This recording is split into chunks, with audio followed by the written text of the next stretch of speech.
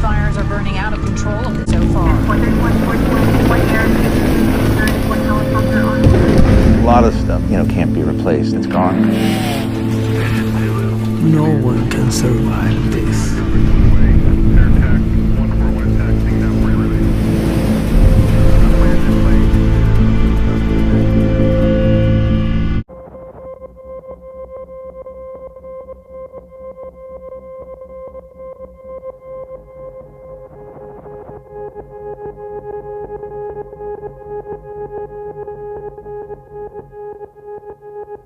For 250 years now, humans have been burning coal, oil and gas for energy.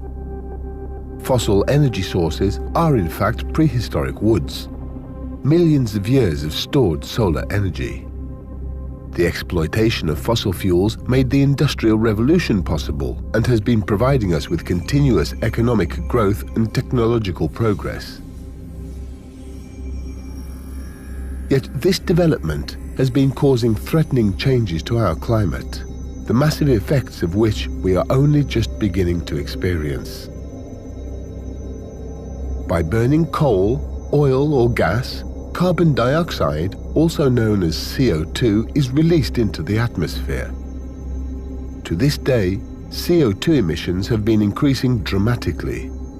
This is because, up until now, economic growth has also meant increasing use of fossil fuels.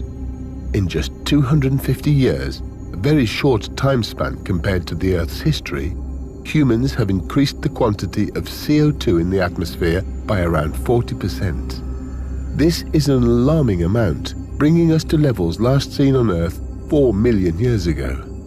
The consequence is increasing warming of the Earth's atmosphere. Since 1750, the temperature on Earth has increased on average by 1 degree Celsius. If we continue like this, the CO2 content of the atmosphere will double, if not triple, in the next 100 years. The Earth will then heat up by a further 3 to 4 degrees. In order to stop this, mankind must put an end to releasing CO2 and other heat-trapping gases. CO2 accumulates in the atmosphere. This means the quicker we stop emitting CO2, the lower the future warming will be. If we do not act, there will be grave consequences. Already today, we are observing global effects such as shifting vegetation zones, rising sea levels, and extending periods of changing weather. Should climate change proceed unabated, it could lead to heavy economic losses, social upheaval, and migration of people across the world. We are facing a global challenge. All countries have the responsibility to reduce their CO2 emissions. Worldwide climate policy is crucial, and not just a matter for industrialized countries.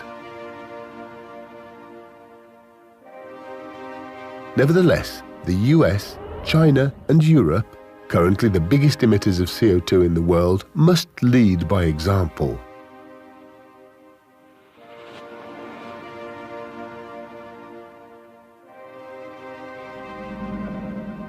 The 2015 UN Climate Conference in Paris was a breakthrough in international climate policy. 195 states committed themselves to protecting the climate and to reducing emissions step by step. The goal of the agreement reached in Paris is an emission-free society. In Paris, it was agreed to keep global warming to well below 2 degrees Celsius. This means that humankind has less than half of the amount of CO2 left to release compared to the amount it already put into the atmosphere. Our emissions budget is limited.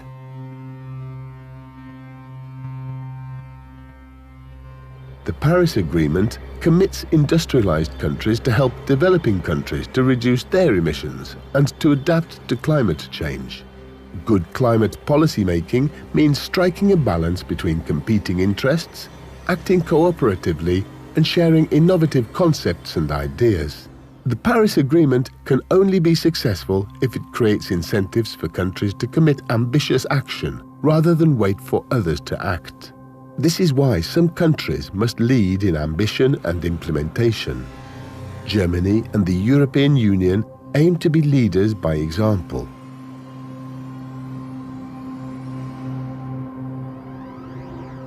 "76% of all greenhouse gases stem from energy production and use. That's why the use of fossil fuels, especially coal combustion, must be reduced as soon as possible. This means not only to shift to renewable energy sources, but also that residual emissions from agriculture, heavy industry, aviation and shipping need to be neutralized in the long term.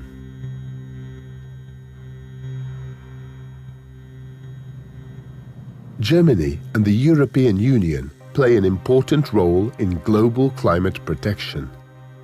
The EU is the third largest producer of greenhouse gases after China and the US, and it is responsible for 10% of global greenhouse gas emissions. 1/5 of EU-wide emissions come from Germany.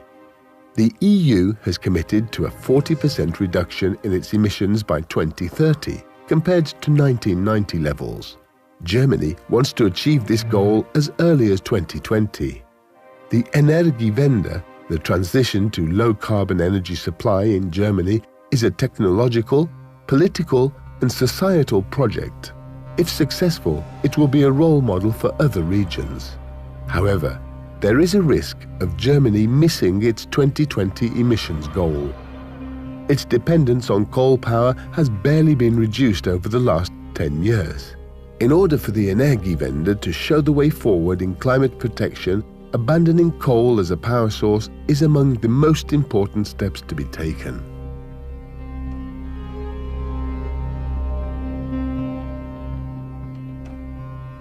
We know we need to act decisively now. The Paris Agreement provides a foundation to build on, and yet agreements mean nothing until they are acted upon. For this, we need creativity, bright ideas, courage, and leadership. International climate policy can only provide the conditions and objectives, but it is up to us to take action, and the time to act is now.